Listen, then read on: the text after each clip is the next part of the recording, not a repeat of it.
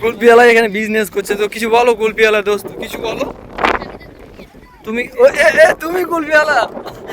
Guys এখানে আমরা ধোকা খেয়ে গেছি নাকি। তো বন্ধুরা, আজকে আবার আমরা খান্দোয়া চলে এসেছি।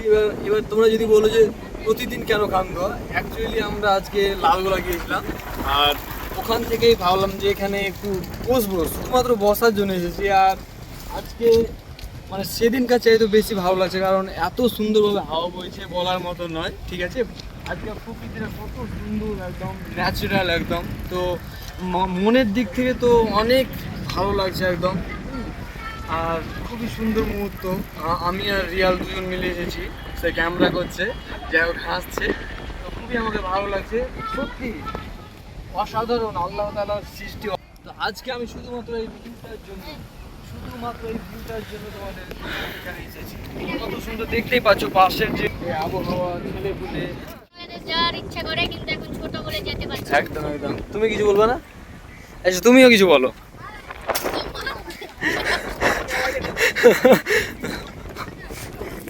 কুলপিওয়ালা এখানে বিজনেস করছে, তো কিছু বলো কুলপিওয়ালা দোস্ত, কিছু বলো।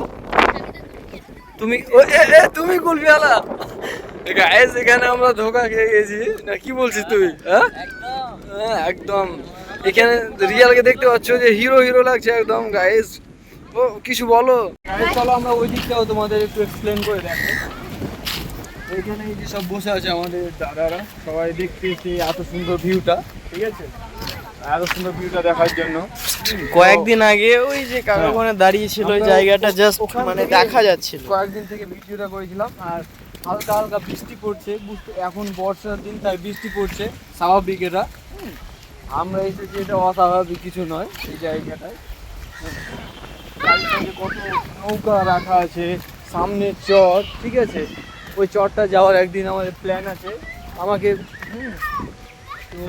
ওই চরটা যেতে হবে, কি বলিস? হ্যাঁ যেতে হবে তো। যেতে হবে একদিন। আমরা বলছিলাম একটা কাকুকে নৌকাতে বলেছিল নিয়ে যাবো, কিন্তু আমরা আধার কার্ড লাগবে বলেছিল, ওই জন্য আর যাইনি। তো এই মধ্যে আধার কার্ড হবে? হ্যাঁ না, আধার কার্ড লাগবে, ওখানেও আধার কার্ড লাগবে, কারণ ওরা ওটাকে ই করবে। আর হয়েছে এটাই বৃষ্টি পড়ছে। ও ও গাইস, খুবই সুন্দর জায়গা।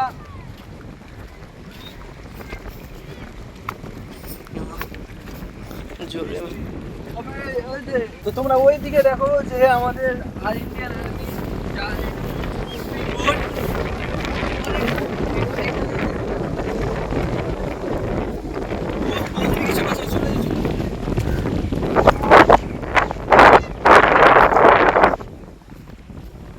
এত জোরে আসছে মানে কি বলবো।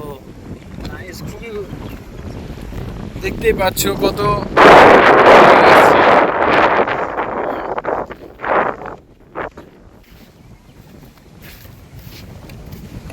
বৃষ্টি পড়ছে, তো সেখানে বেশিক্ষণ থাকা যাবে না। ইন্ডিয়ান আর্মি এই যে ওটা প্রায় এগোবো এগোবো হয়ে গেছে।